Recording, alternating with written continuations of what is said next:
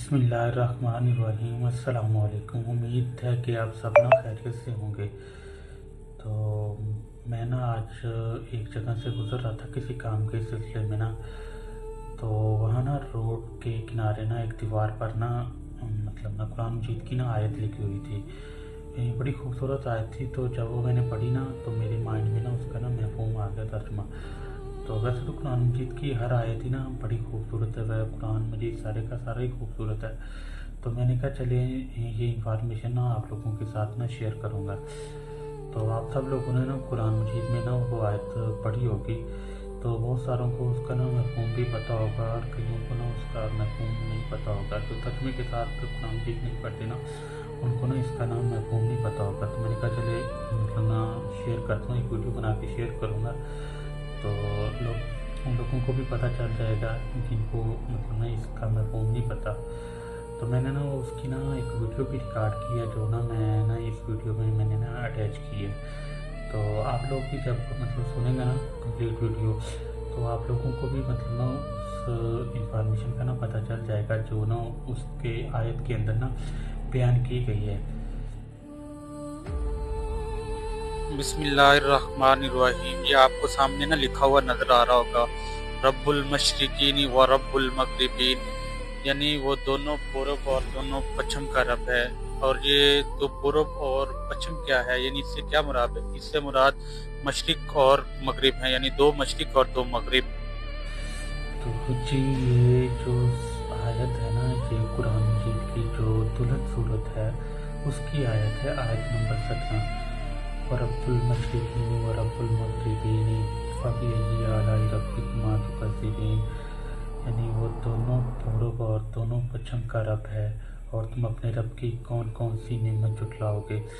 اب قرآن مجید میں different word استعمال ہوئے ہیں، یعنی سینونیم استعمال ہوئے ہیں۔ تو میں نے فروقات پڑھا ہے کہ وہ لکھتے ہیں دونوں پورب اور دونوں پچھم۔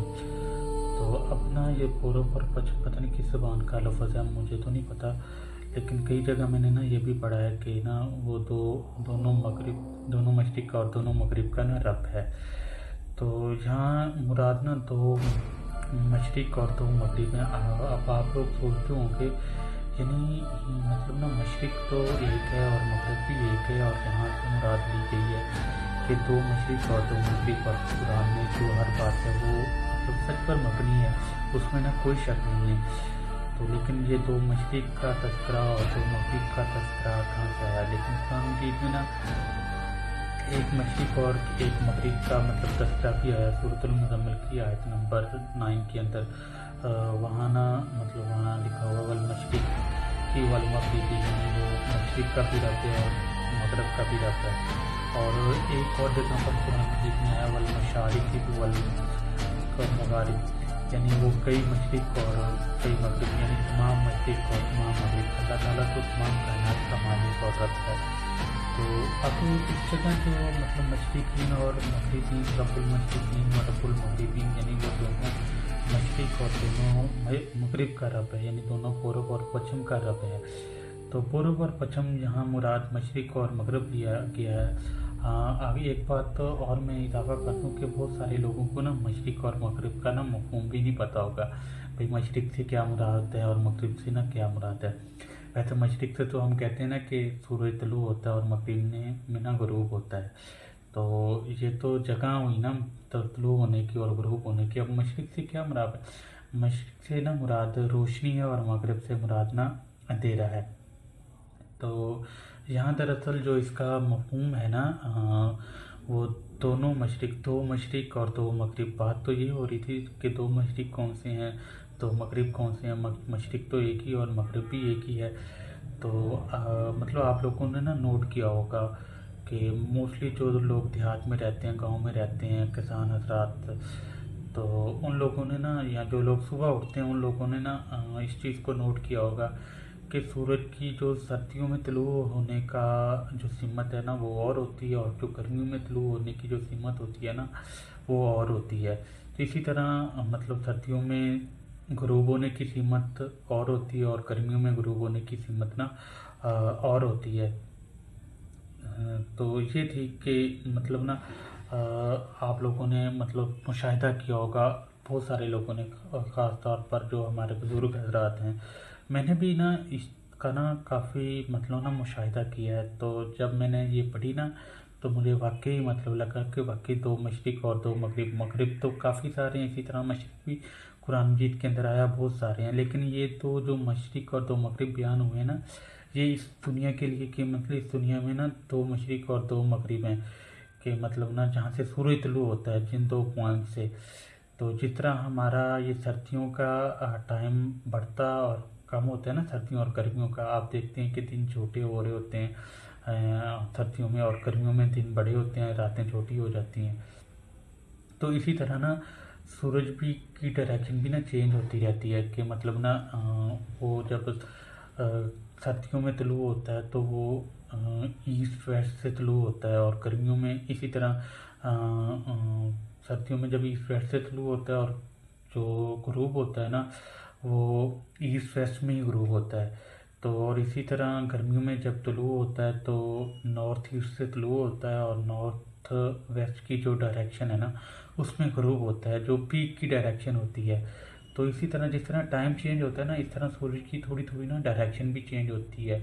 आप इसको ना डेली वाइज थोड़ा थोड़ा मतलब ना अगर नोट करें ना, रिसर्च करें, अगर मुशाहिदा करें खुद, मतलब शहरों में रहने वाले लोग तो इस चीज़ का ना कम ही मुशाहिदा करते हैं, लेकिन जो देहातों में रहने वाले लोग हैं ना वो इस चीज़ का ना बड़ा गौर से ना मुशाहिदा करते हैं, कि मतलब उन्होंने देखा होगा कि सर्दियों की डायरेक्शन और होती है, गर्मियों की सूरज के तुलू होने की डायरेक्शन ना और होती है। इसी तरह शाम के औकात ना बहुत सारे लोग ना बिज़ी होते हैं, तो मतलब ना वो इस चीज़ का ना कम ही मुशाहिदा करते हैं। सुबह के लोग जो मतलब ना वॉक करते हैं या वर्जिश वगैरह करते हैं, तो वो इस चीज़ का ना बड़ा मुशाहिदा करते हैं। तो आप लोग भी ना मतलब इसका ना मुशाहिदा कीजिएगा कि मतलब कुरान मजीद की में जो चीज़ लिखी है वो तो उसमें तो कोई शक ही नहीं है। मैं ये नहीं कह रहा कि ये कोई मतलब शक वाली बात है, मतलब आपके ना नॉलेज में इजाफा करने के लिए है, कि मतलब ना कुरान मजीद की जो हर आयत है ना वो सच पर मबनी है। तो यहाँ से जो मुराद थे ना, ये सूरज की ना तुलू और गुरूब होने की ना डायरेक्शन थी, कि मतलब अल्लाह ताला तो जिस तरह मशरिक़ का भी मालिक है, मगरब का भी, इस सारी कायनात का वो मालिक व कायनात का मालिक है, यानी इस सारी कायनात का मालिक है, मतलब हमारे पैदा करने वाले का, सूरज, आसमान, ज़मीन, दिन रात। इसी तरह उसने मतलब ना जन्नतों का भी मालिक है। कुरान मजीद में कई जगह मतलब ये आई हैं कि 7 जन्नतें और 7 आसमानों का तज़किरा आया है कि वो इनका भी रब है। तो इस तरह यहाँ लिखा हुआ कि रब्बुल मशरिकीन व रब्बुल मग़रिबीन, दोनों मशरिक़ें और दोनों मग़रिबें, तो उनका यानी वो जहाँ से सूरज तुलू होता है उसका भी वो रब है। तो इससे मुराद के 2 मशरिक़ें, मतलब वो अब मैंने जिस तरह के सारा बयान किया है, आप लोग यूट्यूब से भी मतलब सर्च करना। अब यूट्यूब तो अथेंटिक नहीं है, वहाँ पे डिफरेंट स्कॉलर ने मतलब ना इसकी वजाहत बयान की है। तो मतलब आप लोग कुरान मजीद की तशरीह भी पढ़ें तो आप लोगों को ना सारी हकीकत वाज़ेह हो जाएगी। तो ये मैं एक दफ़ा दोबारा रिपीट कर दूँ, ये जो सूरत रहमान जो दुल्हन सूरत है कुरान मजीद की, उसकी आयत नंबर 17 है, जिसके अंदर ये मतलब लिखा हुआ है कि रब्बुल मशरिकीन व रब्बुल मग़रिबीन, यानी वो दोनों मशरिक़ और दोनों मग़रिब का रब है।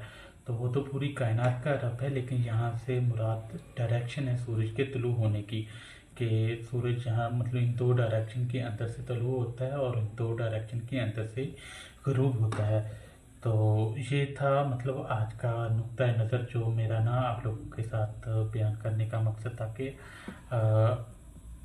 आप लोग भी इस चीज़ का मुशाहिदा करें और समझें, और कुरान मजीद को पढ़ा भी करें, और ना कि सिर्फ पढ़ा करें बल्कि उसकी हर एक एक बात पे ना गौर व फिक्र भी किया करें, कि मतलब थोड़ा सा पढ़ लिया करें, ज़्यादा ना पढ़ा करें।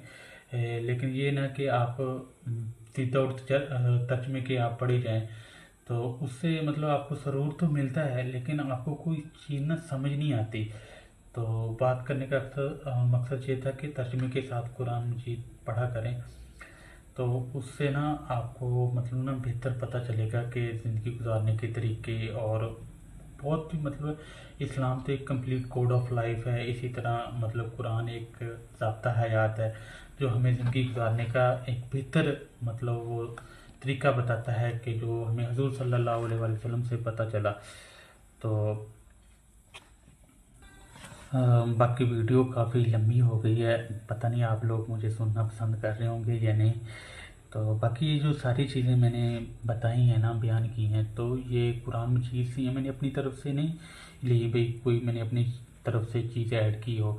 تو آپ مطلب قرآن مجید کی تشریح خود پڑھیں، آپ نے مطلب اسکالرس کی ویڈیو بھی دیکھی ہوں گی اکثر اوقات، مطلب یوٹیوب جو لوگ مطلب شارٹس وغیرہ بناتے ہیں تو ان پر نا کافی مطلب بنائی ہوئی ہیں، تو اسکالر نے بھی اس پر نا کافی مطلب اپنے بیانات وغیرہ کیے ہوئے ہیں اس ویڈیو پہ۔ تو جب آپ لوگ وہاں سے سنیں گے نا تو میں تو مطلب صحیح طرح شاید نہ ایکسپلین کر سکا ہوں گا۔ تو دراصل میں نے تو ایک مفہوم پڑھا تھا جو میرے مائنڈ میں تھا، مطلب ایک ریکال ہوا، تو میں نے کہا چلو ان لوگوں کو بھی شیئر کر دیتا ہوں جنہیں نہیں پتہ، اور جن لوگوں کو پتہ ہے وہ ان کا بھی مطلب ایک نا ریمائنڈ ہو جائے گا۔ تو یہ تھا آج کی ویڈیو بنانے کا مقصد۔ امید کرتا ہوں مطلب آپ لوگوں کو پسند آئی ہوگی۔